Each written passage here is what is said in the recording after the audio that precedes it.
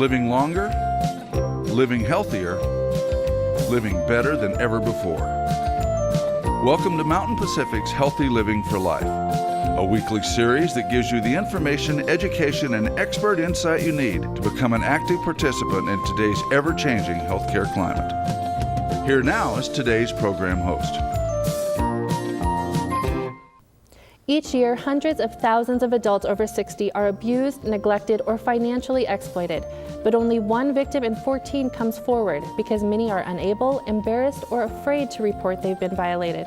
Abusers can be a child, a sibling, a caregiver, a friend, but they all succeed in making their victims feel less than whole. Learn to spot, stop, and report elder abuse on this edition of Healthy Living for Life, a show dedicated to helping you do just that. I'm your host, Beth Brown. Stay tuned. Welcome back. Our first guest this morning is Michael Hagenlock with Adult Protective Services. Thanks so much for being with us this morning. Thank you. Can you start out just by talking to us a little bit about what exactly is considered a vulnerable adult or that's eligible for Adult Protective Services? Sure. Yeah. For a vulnerable adult, what we consider a vulnerable adult is somebody who's age 60 or older, or they have some form of physical or mental disability or intellectual disability. That's all the criterion is. There's no other things. You don't have to be frail or sick or anything like that. If you're in one of those categories, that's what makes you eligible for us to be activated and come out and see you. Okay, so give us an overview. What exactly does Adult Protective Services do? Sure. Adult Protective Services, what our job to do is to investigate abuse, neglect, or exploitation of our vulnerable adults. So generally what will happen at that point is if somebody gives us a call, whether it's an individual or a facility, anybody can call us. And they'll call us, tell us what's going on, and whether it's abuse, neglect, or exploitation, then we'll send one of our investigators out, and they'll go meet with the victim and talk to them and try to understand the story and start the investigation at that point. And during that time, if we identify potential services that might be helpful for them, or they tell us that there's things that they need that would be helpful for them, because the whole idea is to keep folks safely in their home, we'll help them identify community services that they could access, and we'll help facilitate that. Okay, great. And can that person refuse your services or your assistance? Absolutely. Everything here with Adult Protective Services, and that's one of these big differences with us with Adult Protective Services, is as an adult you have an autonomy, you have the ability to make your own decision. So as long as we believe that you have the capacity to make your own decisions, be it right, good, bad, or indifferent, we're going to listen to you. It doesn't mean our investigation's over, but if the person says, I don't want to talk to you, I don't want you coming to my house, or I don't want these services, that's fine. We'll honor that request. We'll continue our investigation, but we'll honor their request. Okay. Is there a more common form of abuse that you see? The most common form of abuse is self-neglect, believe it or not. And from self-neglect, and self-neglect is where the person themselves aren't able to care for themselves, take their medications, take care of their personal hygiene, their meals, these kinds of things that we would consider the basic needs being met, and they're unable to do it for themselves. Oftentimes it's not taking their medications properly or good nutrition. The homes become unsanitary or unsafe, those kinds of things. Majority, about 46% of our calls are for self-neglect.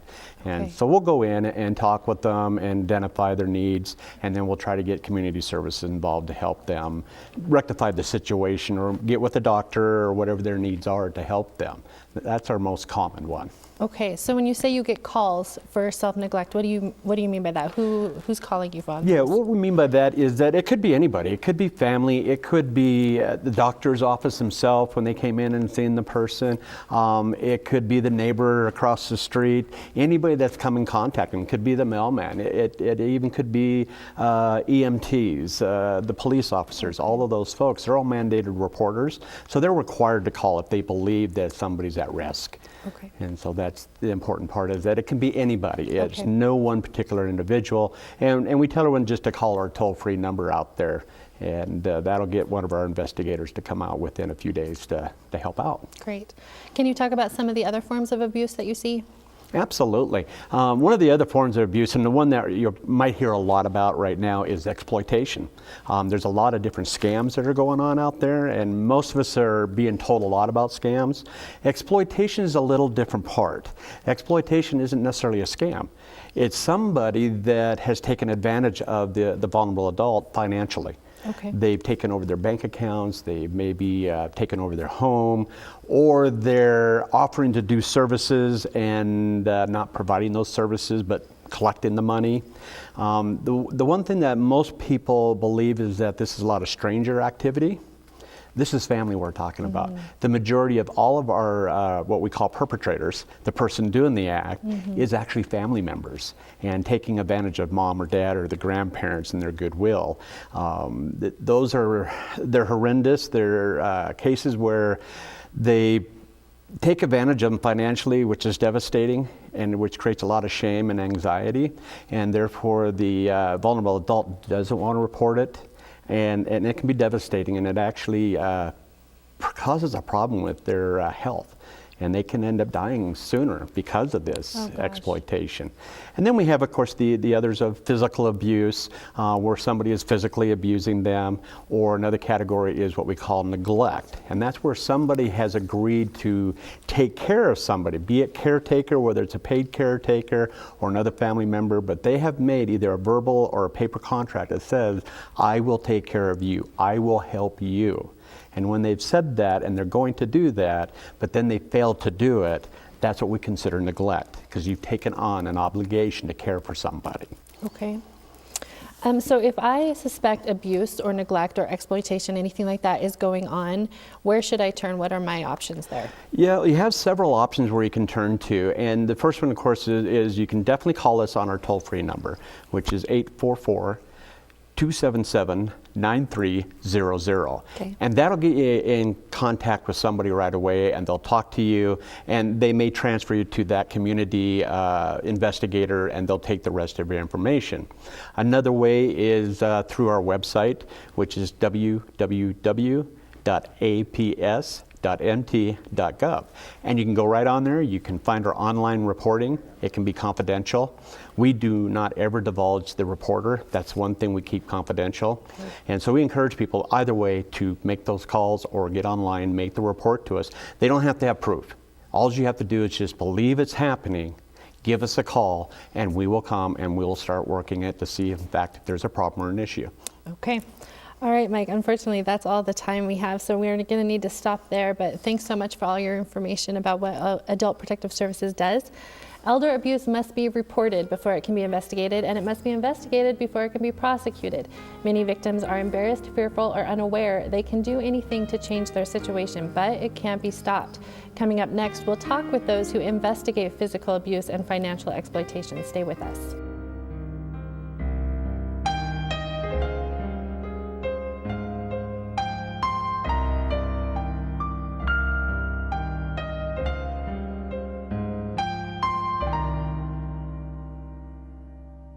Joining us now are Detective Kent Anderson and Corporal Domingo Zapata with the Helena Police Department. Corporal Zapata investigates financial crimes against the elderly. Detective Anderson investigates physical abuse of the elderly or disabled. Gentlemen, thanks so much for being with us today. Yeah. So, Corporal Zapata, if I could start with you. Financial exploitation, it's a fast-growing form of the way that seniors and people with disabilities are getting exploited. How many cases would you say you investigate a year right here in Helena for stuff like that? I don't have an exact number on cases. There's so many calls that come in to our dispatch for phone scams and different types of exploitations. Some of them come down to my office. Some of them, unfortunately, there's very little we're able to do with the investigation, but I can't put an exact number on it, but it is growing, like you said. Okay. Can you just give us an idea of what exactly we mean when we say financial exploitation? What is that? Financial exploitation covers a large gamut of different things. It can be abuse, someone abusing your finances that's close to you, like a family member or a friend, or someone in a position of power like an attorney, or it can be a scammer. We always hear about these phone scams, and I'm never going to fall for that. Unfortunately, a lot of people do, simply because they truly believe the person on the other line, or they're just lonely and want someone to talk to. Can you talk a little bit about the process of the time exploitation is suspected to when you're called in on the case?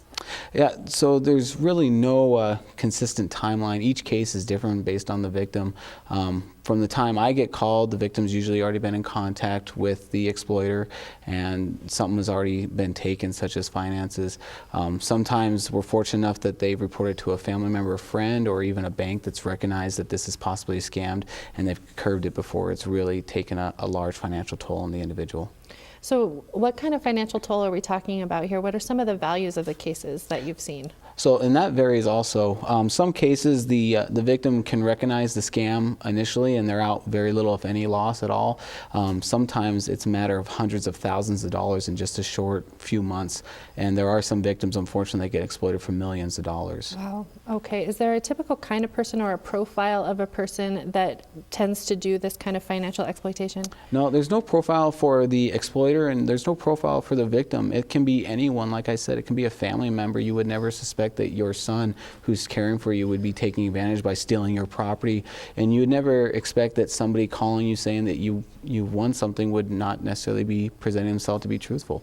So it can be anyone, and the victims, they range as well. The exploiters just say, if there's someone I can take advantage of, I'm going to, and that's how they try to find these people. So you talked about a son, you talked about maybe somebody just calling. Do you get a sense for how a victim ends up with a person who ends up financially exploiting them? It just depends. It's usually some kind of connection. The exploiter is able to establish a really good rapport with their victim, and they just keep on grooming that victim into giving them more money. We see romance scams are very, very popular, especially with social media, and that's one way that they're grooming their victims to send them money. And then we see family members, and then we see the lottery scams. There's just so many different ways that these victims are being taken advantage of.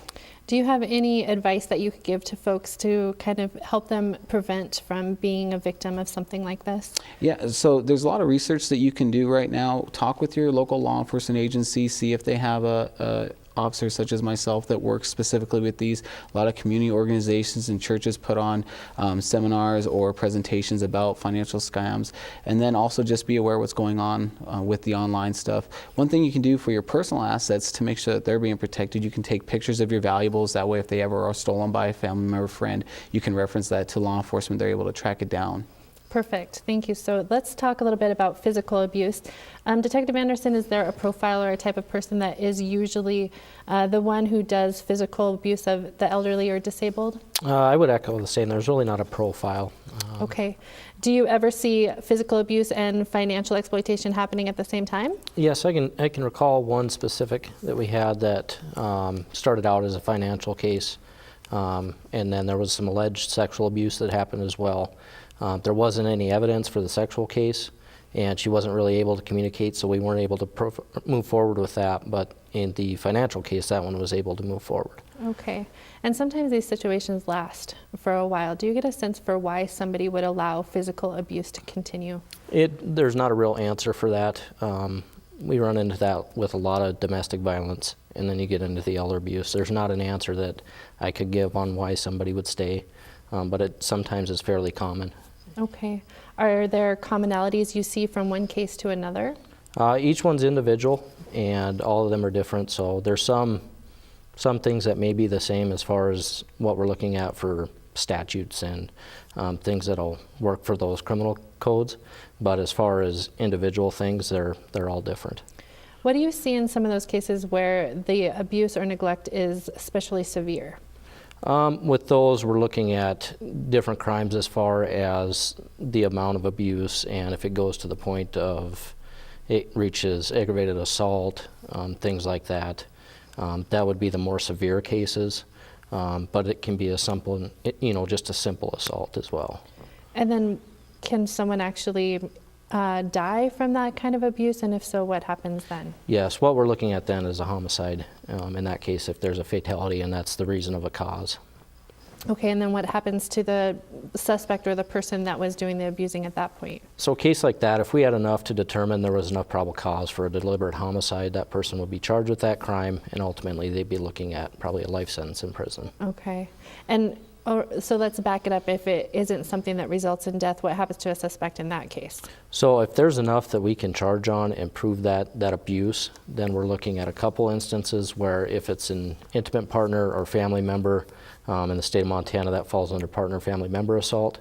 That can be charged. If it's not, we can charge a simple assault or, as I had spoke before, aggravated assault. Okay, are there steps that you have to take to make sure that the victim is safe when you respond to these calls, just really quickly? There's governmental agencies as well as local nonprofit organizations that we as a department rely on to assist with that stuff. Okay, perfect. All right, gentlemen, thank you so much. We are out of time, but I appreciate you shedding some light on this sad and growing problem. We're going to continue this discussion with Katie Gjerstad, Deputy County Attorney with the Lewis and Clark County Attorney's Office, right after this. Stay with us.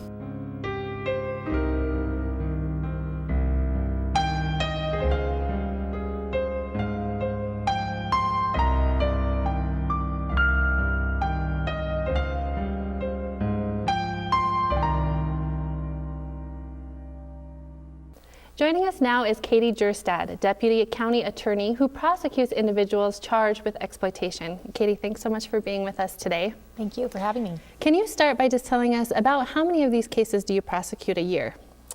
Well, first I want to answer by saying it is an underreported crime, and so therefore it's under-prosecuted. And our office doesn't necessarily track cases by the age of victim, although if we did, a lot of different types of cases would fall into this category. For instance, there are just general property crimes committed against elderly people or older persons. There's assault cases often get filed, and there's no mention of the fact the victim happens to be older than 60 years old. Okay. So it's hard to track. That being said, I have a pretty mixed caseload of felony drug crimes, felony property crimes, child abuse and neglect cases that are handled, or we work in tandem with Child Protective Services on those, and cases involving the involuntary commitment of seriously mentally ill people. But within the criminal caseload that I have within the property crime category, there's probably between 5 to 10% of those involve property of older persons that has been stolen. Okay. Wow, you are unfortunately very busy, it sounds like. Do you have to undergo special training to prosecute abused clients? Well, law school is the first training. You have to be a member of the bar to work in a county attorney's office, in our case, Montana Bar Association.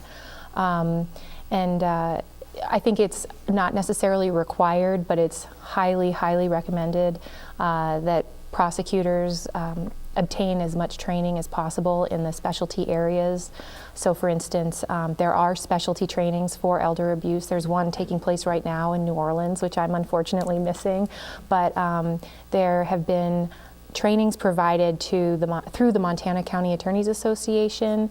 Several years ago, they put on a summer conference and brought a special prosecutor who specializes in elder exploitation and elder abuse cases out of San Diego County, California. And he put on a presentation, and so there was a little extra training on that then. And most recently, I attended a training put on by the National Clearinghouse on Abuse Later in Life. They're another agency that provides national trainings to prosecutors, adult protective services workers, and criminal investigators. Okay. Yeah. That's great. So how many cases that you do end up with a guilty finding? Fortunately, most of the cases I have worked on so far have resulted in guilty pleas by defendants. That isn't always the case. Sometimes they go to trial. One particular case my boss was working on when I first got hired, that did go to trial, and I worked on jury instructions at that time for him. Okay. Yeah. So if someone is found guilty, what kind of sentence do they usually get? Well, the penalty for exploitation of an older person is similar to felony theft, which is 10 years of prison time being the maximum time, and the lowest amount of time being 0 time in jail, 0 days in jail. There is a fine of up to $50,000, but the sentences that the courts impose will vary, and largely it just depends on so many factors. It depends on the criminal record of the defendant, the amount of restitution owed, the severity of the offense, if the offense was a violent offense. All of those things would have to come into play, because elder abuse and exploitation can be very varying. It can vary from one case to another quite a bit. Okay. So how closely do you work with the detectives and adult protective services then? I try to work really closely with them. For one, they're obtaining the evidence, and so if there's certain pieces of evidence missing, I like to be able to tell them right away so they can get on it and perform whatever follow-up investigation needs to be done. I was a participant on the adult protection team for a while. That's a monthly meeting of adult protection services caseworkers, along with providers from other social services agencies around the community. The services, for instance, provided by Center for Mental Health, they send a representative to the meeting, and we'll talk about hard cases at that meeting sometimes, even the ones that may not end up or result in criminal charges, but just to share thoughts and information. And I've really tried to keep the ties alive with all those agencies because they can always be of assistance in a prosecution case. Good.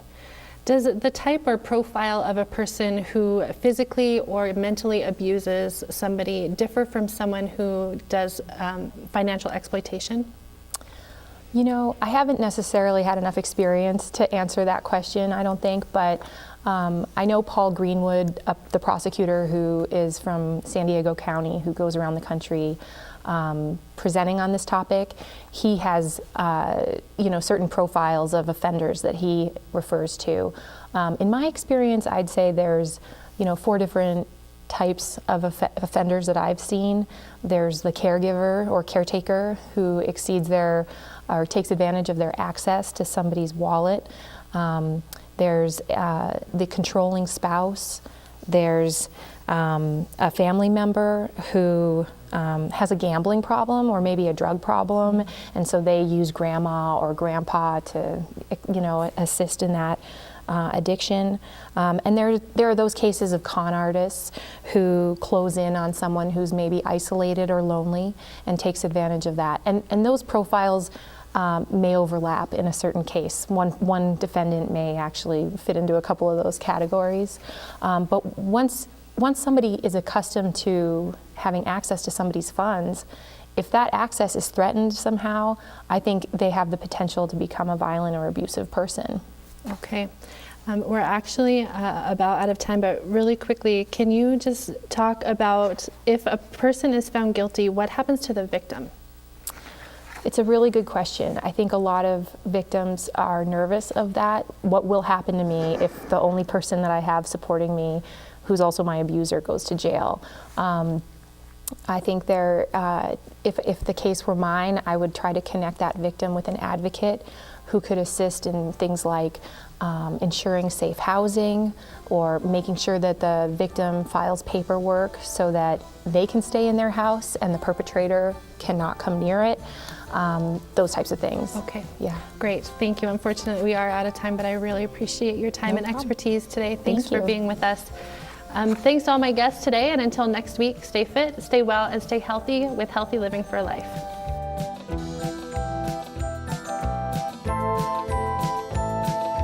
Healthy Living for Life is brought to you by Mountain Pacific Quality Health.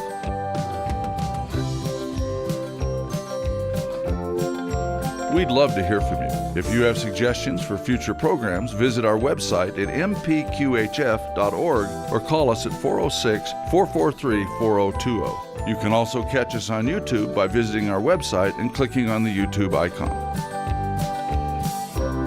Special thanks to Fire Tower Coffee House and Roasters. Production facilities provided by Video Express Productions.